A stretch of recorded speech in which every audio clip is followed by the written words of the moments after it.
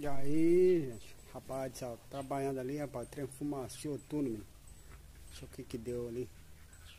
Acho que deve ter estourado junto com a cabeçote, ou deve ter estourado a tampa do radiador. Deixa eu virar a câmera pra filmar pra você ver onde é que tá fumaciando tudo ali a máquina.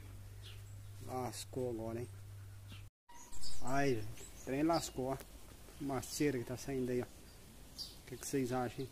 É que estourou a tampa do radiador, queimou junto com a cabeçote, com essa fumaceira aí que tá saindo, ó. Será que é o problema do bomba injetor? A máquina, agora tem que encostar no barracão a máquina aí pra arrumar.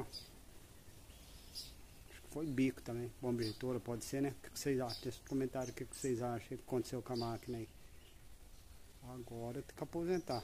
Queria trabalhar um pouco com a máquina aí, mas agora tem que guardar o barracão até o mecânico vir aí pra ver o que aconteceu.